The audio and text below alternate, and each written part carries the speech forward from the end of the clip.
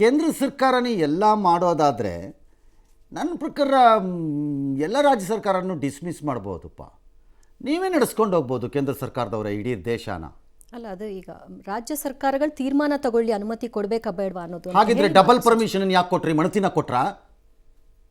ಅದೇನು ಗ್ರೇಟ್ ಜನಬೆಂಬಲ ಸಿಗಬೇಕಾದಂತಹ ಜನಪರ ನೀತಿಯ ನಿತಿನ್ ಗಡ್ಕರಿ ಸ್ಕೀಮಾ ಇದು? ಆ ರೋಡ್ ಮಾಡಿದ್ರು ಗುಡ್ ಮ್ಯಾನ್ ಅಂದ್ಬಿಟ್ಟು ಇದು ಮಾಡಿ ಡಬಲ್ ಪರ್ಮಿಷನ್ ಕೊಟ್ಟಿದ್ದಾರೆ ಸರ್ಚ್ ಟೈಮಲ್ಲಿ. ಇದು ಜನ ಒಂದು ಕಡೆ ಡಬಲ್ ಕೊಡೋದು, ಇನ್ನೊಂದು ಕಡೆ ಪೆಟ್ರೋಲ್ ರೇಟು ಬ್ಯಾರಲಲ್ಲಿ ಇಳಿದ್ರು ಇಳಿಸದೇ ಇರೋದು, ಇನ್ನೊಂದು ಕಡೆ ಬಾಯಿಗೆ ಬಂದಂಗೆ GST ಹಾಕಿ ಪ್ರಾಣ ತಿಂದು ಬಿಡೋದು, ಈಗೇನೋ ಇಳಿಸ್ತೀವಿ ಅನ್ನೋದು, ಇನ್ನೊಂದು ಕಡೆ ಟೋಲು ಬಾಯಿಗೆ ಬಂದಂಗೆ ಯಾವಾಗ ಇಷ್ಟ ಬಂದಂಗೆ ಎತ್ಕೋತಾರೆ. ಒಂದು 6 ರೂಪಾಯಿ 8 ರೂಪಾಯಿ 10 ರೂಪಾಯಿ 16 ರೂಪಾಯಿ ಅಂದ್ಕೊಂಡು ಯಾಕೆ ಎತ್ತಿದ್ರು ಯಾವನಿಗೂ ಗೊತ್ತಿಲ್ಲ. ಎತ್ತೋದು ಮಾತಾಡೋದು ಮಾತ್ರ ಇದಕ್ಕಿಂತ ಜನಪರ ಸರ್ಕಾರ ಇನ್ನೊಂದಿಲ್ಲ. ಹೆಚ್ಚಿಗೆ ಮಾತಾಡೋದು ಕೇಳಿ. ಯಾವನು ಹೇಳಿದವ್ ನಿಮಗೆ ದೇಶಪ್ರೇಮಿನ? ನೀನು ಪಾಕಿಸ್ತಾನಕ್ಕೆ ಹೋಗಿ ನೀನು ಬಿಡೋದು. ಇದ್ಯಾವ ಜನಪರದ ತೀರ್ಮಾನ?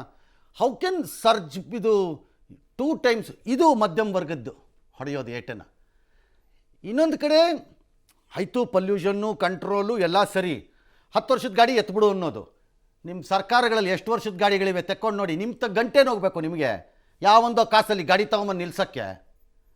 10 ವರ್ಷದ್ದು ಡೀಸೆಲ್ ಗಾಡಿ ಡಮಾರು, 15 ವರ್ಷದ್ದು ಪೆಟ್ರೋಲ್ ಗಾಡಿ ಡಮಾರ್ ಅಂತೆ ಎತ್ಬಿಡೋದು. ಆಯಿತು ಎತ್ತಿ, ಅದಕ್ಕಲ್ಲ, ಅದಕ್ಕೇನೊಂದು ಪರಿಸರದಕ್ಕೆ ಯಾವತ್ತೋ ಒಂದಿನ ಸ್ಕ್ರ್ಯಾಪ್ ಆಗಬೇಕು ಎಲ್ಲ ಗಾಡಿಗಳುವೆ. ಸ್ಕ್ರ್ಯಾಪ್ ಪಾಲಿಸಿನೇ ಇರುತ್ತೆ ಒಂದು.